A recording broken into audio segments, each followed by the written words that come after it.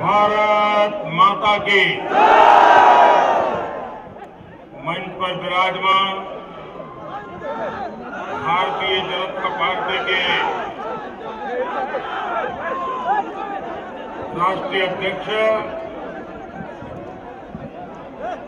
आदरणीय राजनाथ सिंह जी, प्रदेश भारतीय जनता पार्टी के अध्यक्ष श्रीमान केवी सिंहदेव जी, श्री धर्मेंद्र प्रधान जी, श्री GL ओराम जी, श्री जयनारायण मिश्रा जी, श्री विजय महापात्र जी, श्री दिलीप रे, श्री विश्वभूषण जी, श्रीमान चंदन मित्रा जी, श्री बलवीर पुंजी, श्रीमान अरुण सिंह जी, श्री प्रदीप सारंगी जी, श्रीमान कारेंद्र जी, श्रीमान हितेश जी, मंच पर विराजमान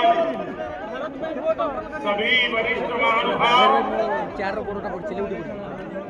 और विशाल संख्या में पधारे हुए प्यारे भाइयों बहनों, जय जगन्नाथ, जय जगन्नाथ। ओडिशा भाई भौणी मानकु मोर नमस्कार। नवाब महाप्रभु जगन्नाथ पवित्र रथ यात्रा समय आशीर्वाद नेवा को आसी थी। सारा देश को बोलू छी भारत को शेष करवा पाई एवं ओडिशा को अगुआ राज्य रे परिणित करवा पाई आसतु आमे समस्ते मिशी महाप्रभु जगन्नाथांकर आशीर्वाद नेवा।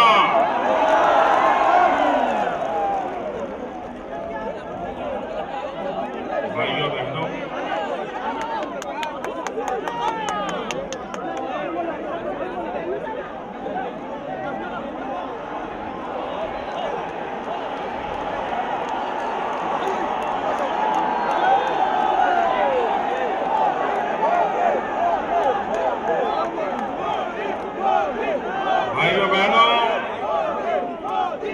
मैं उड़िया में बोलने की कोशिश कर रहा था, इसलिए नहीं कि आपके मुख्यमंत्री को नीचा दिखाना चाहता था।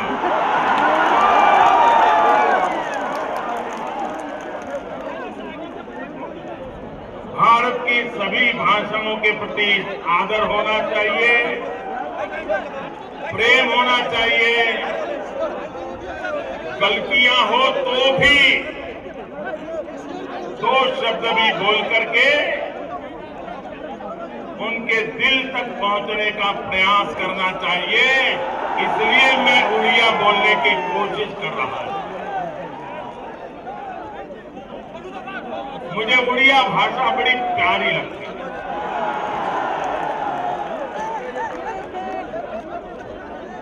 मेरे सूरत में उड़िया का कोई जिला ऐसा नहीं है उड़ीसा का जो मेरे गुजरात में न रहता। एक प्रकार से मेरे सूरत शहर की सेकंड लैंग्वेज उड़िया लैंग्वेज है।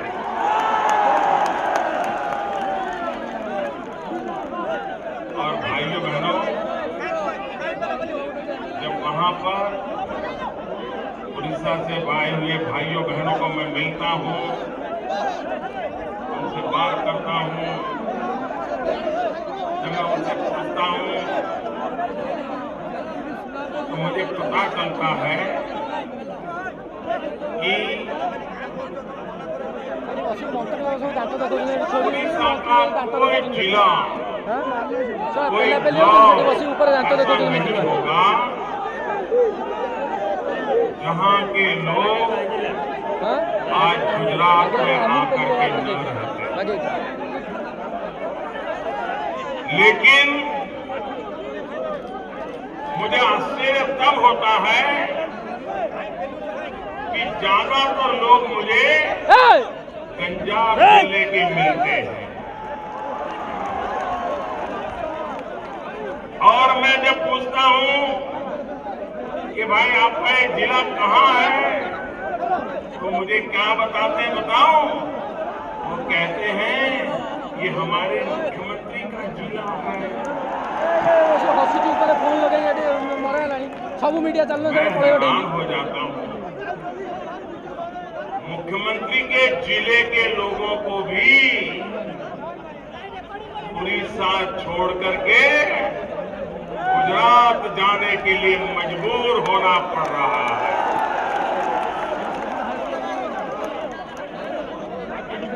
भाइयों बहनों, भाई यहां क्या परेशानी है आपको? क्या परेशानी है? भाई पुलिस के मित्र वो कुर्सी आगे ले लो ना, क्या जाता है आपका?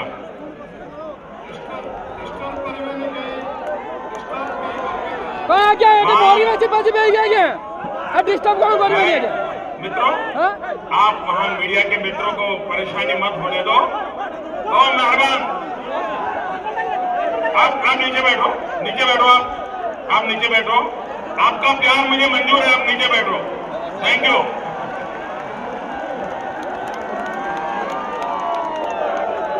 भाइयों बहनों, कुछ लोग सभा करते हैं तो उनको लोगों को लाने की परेशानी होती है।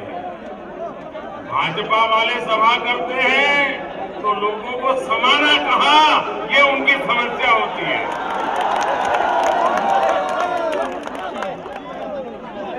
भाइयों बहनों, आज उड़ीसा के समंदर को भी आज भुवनेश्वर की तरफ नजर करने का मन करता होगा कि ये समुंदर तो वहां है, कि दूसरा केसरिया समंदर कहां से आ गया। पूरा केसरिया समंदर नजर आ रहा है भाई।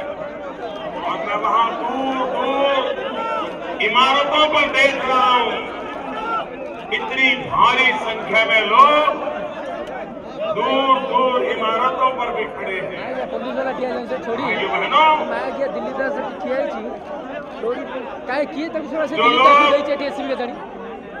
देखा जाऊन ठिया चोर उड़ीसा में आकर यहाँ के लोगों को कैमेरा सब मना करेगी जो लोग दिल्ली में घी से पीटे लोगों को इकट्ठा करके तीसरे मोर्चे की वकालत करते रहते हैं, मैं उन नेताओं से कहता हूं, जरा हेलीकॉप्टर लेकर के यहाँ एक चक्कर काट के जाओ, पता चलेगा उड़ीसा ने करवट बदल दी है। उड़ीसा ने हवा का रुख बदल दिया है। भाइयों बहनों, गुजरात में मुझे भी सरकार चलाते चलाते अब 14 साल हो गए हैं और यहाँ आपके मुख्यमंत्री को भी सरकार चलाते चलाते 14 साल हो गए हैं। भाइयों बहनों, हमने 14 साल में गुजरात में वो कमाल कर दी कि उड़ीसा के लोग रोजी रोटी कमाने गुजरात आते हैं और आपने 14 साल में उड़ीसा को इतना बर्बाद कर दिया कि लोग उड़ीसा छोड़ छोड़ करके पलायन हो रहे हैं। भाइयों बहनों, सारे हिंदुस्तान में हम गर्व करते हैं कि हमारा देश सबसे युवा देश है। 35 से कम आयु के नौजवान 65% संख्या में है। हमारा देश युवा है। लेकिन भाइयों बहनों, ये बात उड़ीसा के लिए सच लगती है क्या? क्या उड़ीसा नौजवान है क्या? नहीं है। उसका कारण है यहां 18-20 साल की उम्र होते ही नौजवान अपना गांव, अपना जिला, अपना राज्य छोड़ करके रोजी रोटी कमाने के लिए हिंदुस्तान के दूसरे छोर पे चला जाता है। बूढ़े बूढ़े लोग यहां रह जाते हैं, नौजवान पलायन कर जाता है। भाइयों बहनों, कौन बेटा अपने बूढ़े मां बाप को छोड़ करके, अपना प्रदेश छोड़ करके, अपने खेत खलिहान छोड़ करके, अपने यार दोस्तों को छोड़ करके, क्या कोई नौजवान जाना चाहता है? जरा बोलो तो, जाना चाहता है? हर नौजवान अपने माँ बाप की सेवा करना चाहता है कि नहीं चाहता है? अपने गांव में रहना चाहता है कि नहीं चाहता है? अपने खेत खलिहान को संभालना चाहता है कि नहीं चाहता है? लेकिन आज उड़ीसा की दुर्दशा देख करके उसे, नौजवान को अपने बूढ़े मां छोड़ करके उड़ीसा से विदाई लेनी पड़ती है। भाइयों बहनों, हमें ऐसा उड़ीसा बनाना है जो गए हैं वो भी लौट करके वापस आ जाए। उन्हें यहां रोजी रोटी मिले, उन्हें काम का अवसर मिले। भाइयों बहनों, उड़ीसा साड़ी के उद्योग में, सिल्क के उद्योग में, सारे हिंदुस्तान में उड़ीसा से बढ़िया कारीगर, कामगार कहीं मिल सकता है क्या? ये कला उड़ीसा के हर व्यक्ति को माहिर है कि नहीं है? हर उड़ीसा का नागरिक इस कला को जानता है कि नहीं जानता है? लेकिन ऐसा क्या हो गया कि सिल्क की साड़ी बनाने के लिए उड़ीसा का कारीगर सूरत में जा करके मजदूरी कर रहा है, लेकिन उड़ीसा में वो अपना कारोबार नहीं कर पा रहा है। ये हालत किसने पैदा की? भाइयों बहनों, आप मुझे जवाब देंगे? पूरी ताकत से जवाब देंगे? मुट्ठी बंद करके, हाथ ऊपर करके जवाब देंगे? सबके सब देंगे? वो जो दूर दूर जो मुझे दिखते भी नहीं है वो भी देंगे क्या? क्या आप मानते हैं उड़ीसा गरीब है? आप मानते हैं उड़ीसा को गरीब बनाया गया है? आप मानते हैं उड़ीसा का नौजवान बेरोजगार है? आप मानते हो उड़ीसा शिक्षा में पीछे है? आप मानते हो उड़ीसा में पीने के पानी का संकट है? आप मानते हो उड़ीसा में नौजवान को बाहर जाना पड़ता है? आप मानते हो उड़ीसा में महाबहन सलामत नहीं है? भाइयों बहनों, इस हाल को देख करके सबसे ज्यादा दुख किसको होता होगा? सबसे ज्यादा दुख किसको होता होगा?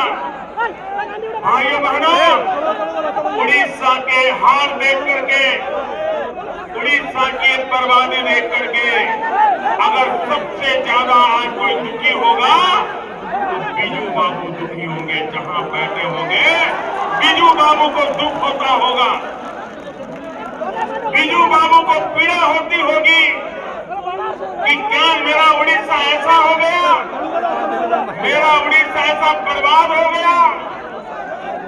क्या भाइयों बहनों, बीजू बाबू के मन को संतोष मिले ऐसा उड़ीसा बनना चाहिए कि नहीं बनना चाहिए?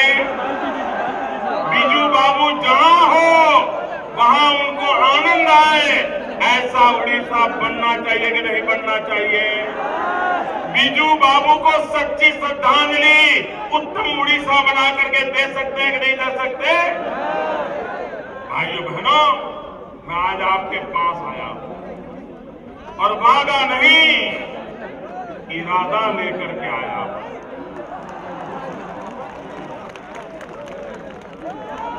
बीजू बाबू के मन को संतोष हो ऐसा उड़ीसा बनाना है। जरा बोलो तो, बीजू बाबू को संतोष हो ऐसा उड़ीसा बनाना है। बीजू बाबू को सच्ची श्रद्धांजलि देने के लिए उत्तम से उत्तम उड़ीसा बनाना है। अब मुझे बताओ भाइयों बहनों, ये उड़ीसा को उत्तम कौन बना सकता है? ये उड़ीसा को उत्तम कौन बना सकता है? उड़ीसा को उत्तम कौन बना सकता है? बीजू बाबू को सच्ची श्रद्धांजलि कौन दे सकता है? बीजू बाबू को संतोष हो ऐसा काम कौन कर सकता है? ये निर्णय करने से पहले, ये निर्णय करने से पहले हमें जरा हिसाब किताब करना चाहिए। आप जरा हिंदुस्तान की तरफ नजर करो मेरे भाइयों बहनों, हिंदुस्तान की तरफ नजर करो।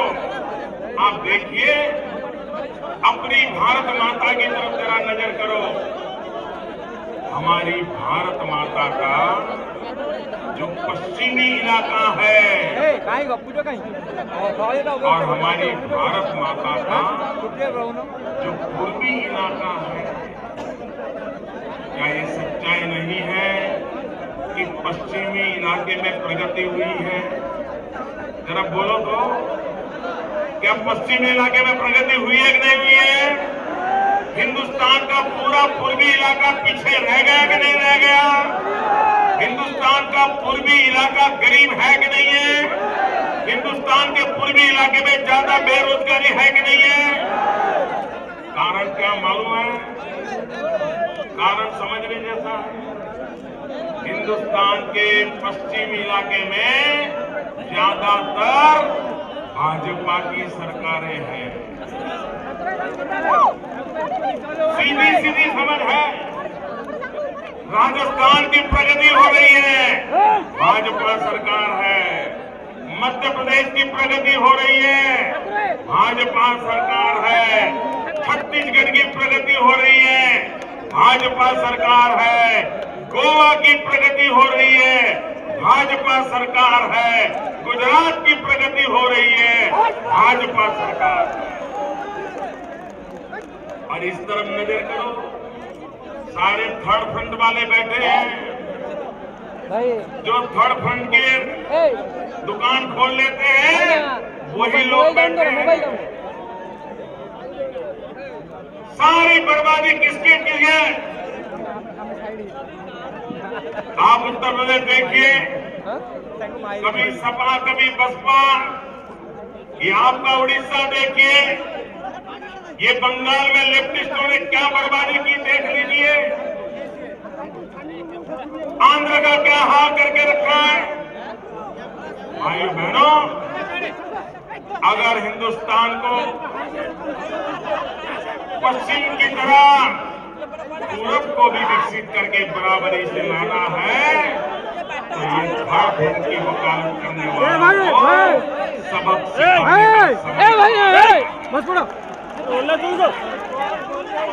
और ये थर्ड फ्रंट वाले हैं कौन?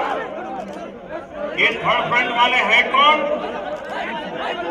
11 दल इकट्ठे होते हैं थर्ड फ्रंट वाले, दिल्ली में जाकर के हाथ बांध करके फोटो निकालते हैं। अपने प्रदेश में तो मुंह दिखाने की ताकत नहीं होती है। दीपक है। इन 11 में से 9 दल ऐसे हैं जो लगातार कांग्रेस का समर्थन करते रहते हैं और जब चुनाव आता है हम लोग क्या मीडिया बोल रहे हैं, ये इनका कारनामा रहता है। अरे बोल रहे हैं मीडिया लोग उसका रहे, हम लोग उसका रहे उनको जो कांग्रेस की मदद करते हैं ऐसे दलों को जिता सकते हैं। चलो जाएगी, चलो के नाम पर देश के मतदाताओं को गुमराह करते हैं, उनको जिता सकते हैं। और इसलिए भाइयों बहनों, ये थर्ड फ्रंट के नाम पर हर चुनाव में ये जो मैदान में आने वाली जमात है उस जमात को पहचान लो। ये थर्ड फ्रंट उसका एक ही काम है, कांग्रेस बचाओ। कांग्रेस पे संकट आए तो थर्ड फ्रंट आ जाता है उनको मदद करने के लिए। जब तक हम एक कांग्रेस को मदद करने वाले थर्ड फ्रंट के नाम पर मैदान में आने वाले इन सब लोगों को पहचानेंगे नहीं, हम हिंदुस्तान की राजनीति का शुद्धिकरण नहीं कर पाएंगे। भाइयों बहनों, 2014 का चुनाव सिर्फ किसकी सरकार बने किसकी सरकार न बने इस सीमित उद्देश्य के लिए नहीं है। 2014 के चुनाव में कौन सांसद बने कौन सांसद न बने इसके सीमित हेतु वाला चुनाव नहीं है। 2014 का चुनाव राजनीतिक शुद्धिकरण का चुनाव है। भाइयों बहनों, राजनीतिक शुद्धिकरण का चुनाव। देश की जनता पहचाने, देश की जनता भली भांति जाने। भाइयों बहनों, कांग्रेस ने देश को क्या दिया? 60 साल हो गए, ज्यादातर एक ही परिवार ने राज किया है। आप मुझे बताइए भाइयों, इस चुनाव में महंगाई ये मुद्दा है या नहीं है? जरा बोलो तो, सब बोलो तो। महंगाई मुद्दा है? महंगाई मुद्दा है कि नहीं है? भ्रष्टाचार मुद्दा है कि नहीं है? भ्रष्टाचार मुद्दा है कि नहीं है? केंद्र की कुशासन की नीतियां जिम्मेवार है कि नहीं है? ये मुद्दा है कि नहीं है? कि दिल्ली से जो नेता आते हैं, कोई भी उनका बड़ा नेता है, सरकार का कोई भी बड़ा मुखिया है, क्या ये कभी भी महंगाई के ऊपर एक शब्द बोलते हैं क्या? महंगाई का जवाब देते हैं क्या? महंगाई के कारण गरीब भूखा मर रहा है, उसके लिए आंसू बहाते हैं क्या? उनको जरा भी पीड़ा है क्या? भाइयों बहनों, ये दिल्ली से इतने बड़े बड़े तोपें यहां आ जाती हैं, बड़ा बड़ा बॉम्बार्डिंग करके जाती हैं, ये क्या भ्रष्टाचार पर बोलती है क्या? भ्रष्टाचार की बात निकले तो उनके मुंह पे ताले क्यों लग जाते हैं भैया? अगर यही उनका कारनामा रहा तो देश का भला होगा क्या? भाइयों बहनों, हिंदुस्तान के नौजवान को रोजगार मिले, गरीब को रहने के लिए घर मिले, पहनने के लिए कपड़े मिले, बच्चों को शिक्षा मिले, बूढ़े माँ बाप को दवाई मिले, माँ बहनों को सुरक्षा मिले, सम्मान मिले, नौजवान को रोजगार का अवसर मिले। क्या 21वीं सदी के हिंदुस्तान इतना नहीं मांग सकता? क्या इतना मिलना चाहिए कि नहीं मिलना चाहिए? लेकिन भाइयों बहनों, ये दिल्ली की सरकार को सिर्फ सत्ता हथियाने में इंटरेस्ट है, उसको देश का भला करने में इंटरेस्ट नहीं है, न ही उनको इसकी चिंता। भाइयों बहनों, आज पंडित दीनदयाल उपाध्याय जी जो हमारी पार्टी के चिंतक रहे, मार्गदर्शक रहे, देश के बहुत बड़े चिंतक के रूप में पंडित दीनदयाल उपाध्याय जी ने अपना स्थान बनाया। पंडित दीनदयाल उपाध्याय जी ने हमें एक ही मंत्र सिखाया, अंत्योदय का। गरीब में गरीब की भलाई करो, जो आखिरी छोर पे बैठा है उसके कल्याण के मंत्र को लेकर के चलो। ये सबक हमें पंडित दीनदयाल उपाध्याय जी ने सिखाया है। आज उनकी पुण्यतिथि पर उड़ीसा के भाइयों बहनों को मिलने आया हूं, तब मैं आपको पंडित दीनदयाल उपाध्याय जी के सपनों का भारत बनाने का संकल्प आपके सामने प्रस्तुत करता हूं। और इस देश के गरीबों का कल्याण, इस देश के गरीबों की भलाई, ये हमारी प्राथमिकता है। भाइयों बहनों,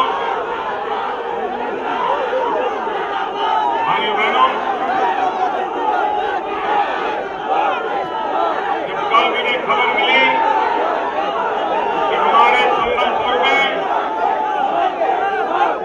एक हादसा हो गया, कई लोग मारे गए,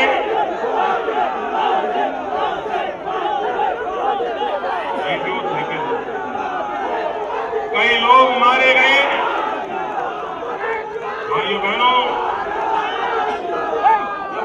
कल के हादसे में जिन्होंने अपने प्राण खोए हैं, मैं उन सबको आदरपूर्वक अंजलि देता हूं। भाइयों बहनों, मैं 2 राज्यों की आज आपके सामने चर्चा करना चाहता हूं, इससे आपको पता चले कि देश चलाने के तरीके क्या होते हैं। एक मैं मध्य प्रदेश की बात करना चाहता हूं, दूसरी मैं छत्तीसगढ़ की चर्चा करना चाहता हूं। छत्तीसगढ़ तो आपके पड़ोस में है, वहां सबसे ज्यादा हमारे जनजाति के लोग रहते हैं, माओवाद वहां भी है। लेकिन भाइयों बहनों, 10 साल के भीतर भीतर भारतीय जनता पार्टी डॉक्टर रमन सिंह के नेतृत्व में छत्तीसगढ़ की और उड़ीसा की स्थितियों में ज्यादा फर्क नहीं था। जो मुसीबतें उड़ीसा को थी, वो ही मुसीबतें छत्तीसगढ़ को थी।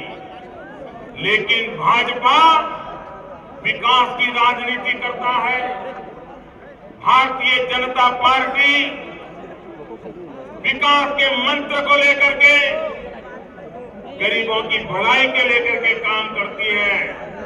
और उसके कारण आज छत्तीसगढ़ हिंदुस्तान के अच्छे राज्यों में उसने अपनी जगह बना ली, लेकिन उड़ीसा एक तसू भर भी आगे नहीं बढ़ता।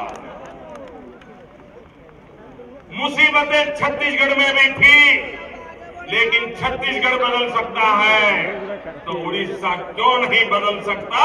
इसका कारण आपको सही नेतृत्व नहीं मिला है। भाइयों बहनों, देश को सही नेतृत्व की जरूरत है, उड़ीसा को सही नेतृत्व की जरूरत है। एक जमाना था जब छत्तीसगढ़ बाहर से चावल ला करके खाता था। छत्तीसगढ़ के लोगों को पेट भरने के लिए अपना चावल नहीं था। भारत सरकार उन पर मेहरबानी करे, चावल दे, तो छत्तीसगढ़ का आदिवासी मेरा उसका पेट भरता था। लेकिन डॉक्टर रमन सिंह जी के नेतृत्व में छत्तीसगढ़ के किसानों का इतना भला हुआ कि आज छत्तीसगढ़ सिर्फ अपना ही पेट भरता, ऐसा नहीं, आसपास के 3-4 राज्यों को भी खाने के लिए चावल देने की ताकत पैदा कर ली है। वहां का किसान सुखी हुआ है, देश का नागरिक सुखी हुआ है। ये काम छत्तीसगढ़ ने किया है। भाइयों बहनों, अगर छत्तीसगढ़ में हो सकता है, उड़ीसा में होना चाहिए कि नहीं होना चाहिए? जरा बोलो तो। होना चाहिए, होना चाहिए। कौन कर सकता है? कौन कर सकता है? कौन कर सकता है? भारतीय जनता पार्टी कर सकती है। भारतीय जनता पार्टी का विकास का मॉडल कर सकता है। भाइयों बहनों, ये मध्य प्रदेश कभी बीमारू राज्य माना जाता था। ऐसा माना जाता था कि मध्य प्रदेश की हालत कभी ठीक नहीं हो सकती है।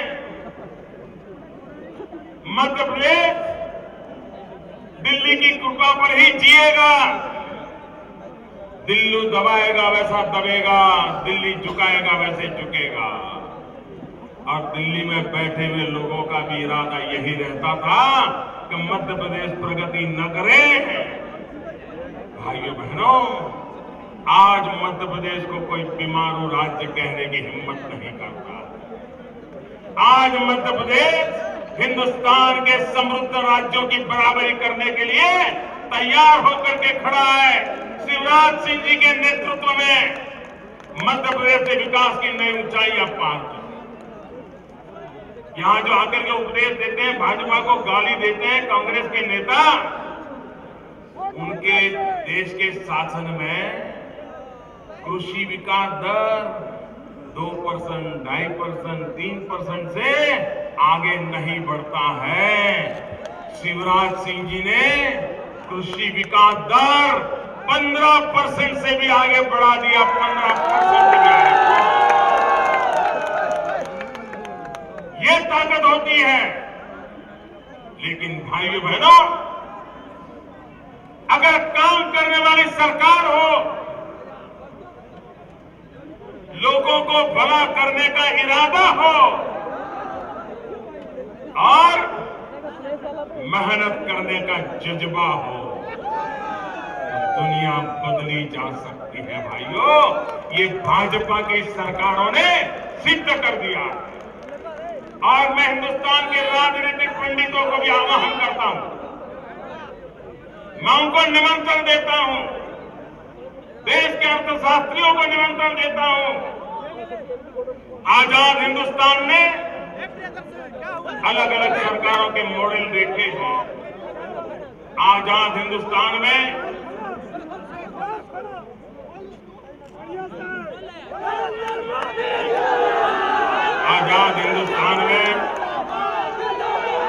कांग्रेस का मॉडल लोगों ने देखा है, साम्यवादियों का, कम्युनिस्टों का मॉडल देखा है, पारिवारिक पार्टियों का मॉडल देखा है, प्रादेशिक पक्षों का मॉडल देखा है, भारतीय जनता पार्टी का मॉडल देखा है। आज हिंदुस्तान में सब प्रकार की सरकारें कभी न कभी किसी न किसी राज्य में कारोबार किया है। हर एक के मॉडल मौजूद है। मैं देश के पॉलिटिकल पंडितों को, देश के अर्थशास्त्रियों को निमंत्रण देता हूं कि आप भाजपा शासित सरकारों के मॉडल को तपासिए, कांग्रेस शासित कारोबारों को देखिए, प्रादेशिक पक्षों के कारोबार को देखिए, पारिवारिक पक्षों के कारोबार को देखिए, कम्युनिस्टों के कारोबार को देखिए और इन पांचों प्रकार की सरकारों की तुलना कीजिए। किसने जनता का सबसे ज्यादा भला किया है? मैं दावे से कहता हूं, एकमात्र भारतीय जनता पार्टी का मॉडल भारत के लिए सबसे ज्यादा अनुकूल है, विकास के लिए सबसे ज्यादा अनुकूल है। और इसलिए भाइयों बहनों, आपको जानकर के खुशी होगी, आपके यहां भी जंगल है, यहां जनजाति के लोग हैं, लेकिन उनको कभी अपने यहां जंगल में खुद का झाड़ हो, पेड़ हो, अपने पूर्वजों का बोया हुआ हो, लेकिन उसको कोई पैसे देता है क्या? मेरे गुजरात में मेरे जनजाति का भाई अगर उसका कोई पेड़ है तो मेरे यहां बैंकों को मैंने कहा हुआ है, उसका पेड़ खड़ा रहेगा, खड़े पेड़ पर उसको बैंक का लोन दो, उस बैंक के लोन से वो ट्रक लाता है, टेम्पो लाता है, ऑटो रिक्शा लाता है और रोजी रोटी कमाने का काम करता है। और राज्यों में क्यों नहीं हो सकता है? लेकिन भाइयों बहनों, इन्हें जनता की भलाई की चिंता नहीं है, उनको जनता की भलाई के लिए कोई काम करना नहीं है। और इसलिए भाइयों बहनों, आज मैं आपके सामने आग्रह पूर्वक कहने आया हूं, अगर हमें उड़ीसा का भला करना है तो यहां की जनता की भलाई करने वाली सरकार चाहिए।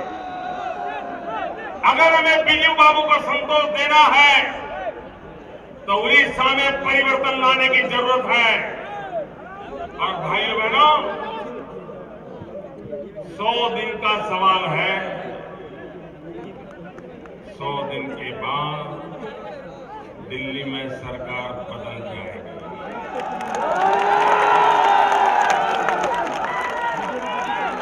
लेकिन आप मुझे बताओ, भाजपा की सरकार भी बन जाए, मोदी प्रधानमंत्री भी बन जाए, लेकिन अगर उड़ीसा से कोई भाजपा का एमपी अगर वहां नहीं पहुंचेगा तो मैं काम कैसे करूंगा? आपका भला मुझे करना होगा तो भी कैसे करूंगा? मुझे बताइए, उड़ीसा से दिल्ली तक आपको पाइपलाइन लगानी चाहिए कि नहीं लगानी चाहिए? उड़ीसा से दिल्ली तक सीधी पाइपलाइन लगनी चाहिए कि नहीं लगनी चाहिए? उड़ीसा से मेरे पास तक पाइपलाइन होनी चाहिए कि नहीं होनी चाहिए? वो पाइपलाइन का मतलब होता है यहां से आपको 21 कमल भेजने पड़ेंगे, 21 कमल। अगर आप 21 पार्लियामेंट के मेंबर दिल्ली में हमें पहुंचाइए, आपके एक एक इलाके का विकास का इरादा लेकर के मैं आया हूं। लेकिन अगर आप ये तो चाहो कि अब मोदी जी प्रधानमंत्री बनने चाहिए, लेकिन यहां से एमपी का कह नहीं सकते, तो बात बनेगी क्या? और राज्यों से मिले या न मिले, मुझे उड़ीसा से जरूर चाहिए, मुझे उड़ीसा से जरूर चाहिए, क्योंकि मुझे उड़ीसा का भला करना है भाइयों, मुझे उड़ीसा का भला करना है। भाइयों बहनों, आपके यहां तो लोकसभा के साथ साथ असेंबली के भी चुनाव है,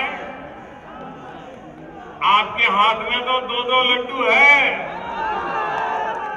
फैसला कर लो मेरे भाइयों बहनों, एक परिवर्तन का फैसला कर लो, पूरी ताकत के साथ हमारे साथ खड़े हो जाइए। मैं आने वाले समय में आपके लिए जीना पसंद करूंगा।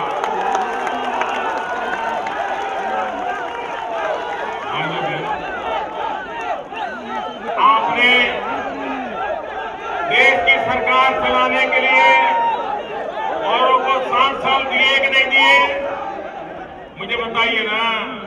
देश की सरकार चलाने के लिए दिल्ली की सरकार को आपने 60 साल दिए कि नहीं दिए? 60 साल दिए हैं ना। मुझे सिर्फ 60 महीने चाहिए। 60।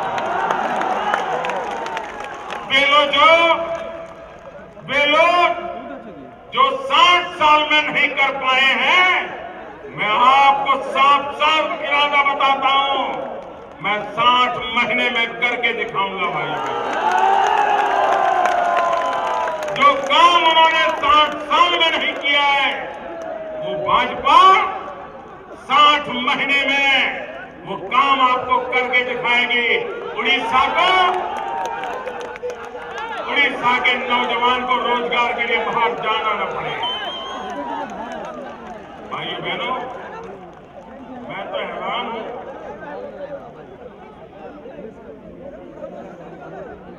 यहां पर इतनी नदियां हैं, इतना पानी है, इतनी वर्षा है, लेकिन लोगों को पीने का शुद्ध पानी नहीं मिल रहा। कौन जिम्मेवार? अरे इतना ही नहीं, गंजाम जिले में जो मुख्यमंत्री का जिला है बरहामपुर, कहते हैं ट्रेन के डिब्बे से पानी पहुंचाना पड़ता है। ट्रेन में पानी पहुंचाना पड़ता है। भाइयों बहनों, एक समय था गुजरात में, सौराष्ट्र में ट्रेन से पानी पहुंचाना पड़ता। 9000 गांव ऐसे थे जहां टैंकरों से पीने का पानी जाता था। हमारे पास नदियां नहीं है, हमारे पास वर्षा भी कम है, और हमारे नसीब में तो इधर रेगिस्तान है, उधर पाकिस्तान है। उसके बावजूद भी हमने मध्य प्रदेश के किनारे से नर्मदा का पानी उठाया, पाइपलाइन लगाई, और नर्मदा का शुद्ध जल पाकिस्तान की सीमा पर जहां हमारा जवान बैठा है, वहां तक पीने का पानी पाइपलाइन से ले गए। 9000 गांवों में पाइपलाइन से पानी पहुंचाया, और ये काम 8 साल में करके दिखाया। 8 साल में करके दिखाया। इनको इतने साल हो गए पीने का पानी नहीं दे पा रहे हैं। और भाइयों बहनों, हमने जो पाइपलाइन लगाई है, वो पाइप की साइज क्या है आप अंदाज कर सकते हैं? पाइप कितनी बड़ी होगी जो नर्मदा का पानी लेकर के हजारों गांवों तक पानी पहुंचाता होगा? वो पाइपलाइन कितनी बड़ी होगी अंदाज है? भाइयों बहनों, वो पाइपलाइन श्रीमान नवीन बाबू मारुति कार में बैठ करके उस पाइपलाइन में कार चला सकते हैं। इतनी बड़ी पाइपलाइन है।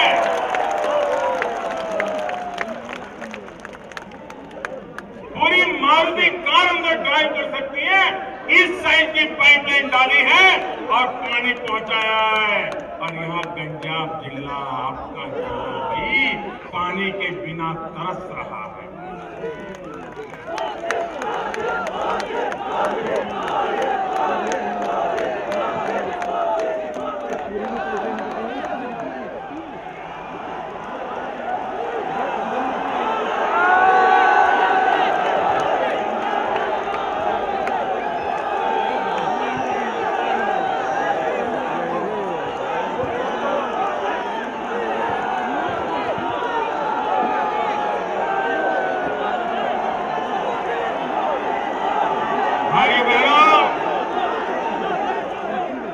सोमनाथ की भूमि से आया हूं और आज जगन्नाथ की भूमि ने मुझ पर इतनी प्रेम वर्षा की है।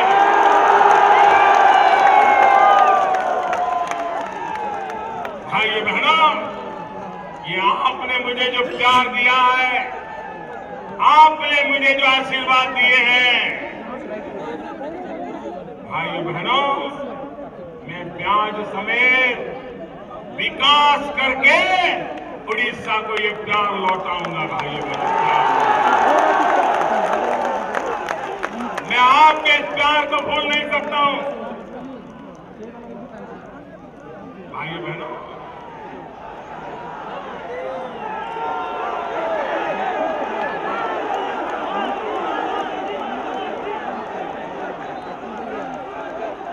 ये मैदान में नहीं, आप लोगों ने मेरे दिल में जगह बना ली है।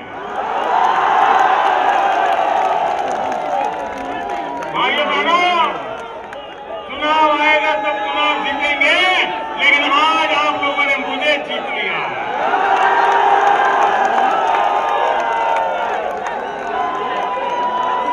आज मैं आपका बन गया हूं, आज आपका हक मुझ पे बन गया है।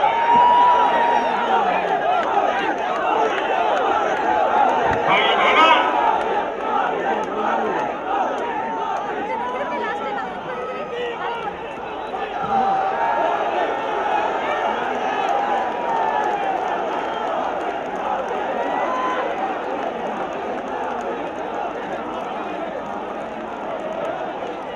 बहुत बहुत धन्यवाद भाइयों, बहुत बहुत धन्यवाद। जय जगन्नाथ, जय जगन्नाथ। दोनों मुट्ठी बांध करके पूरी ताकत से बोलिए वंदे वंदे वंदे वंदे वंदे वंदे।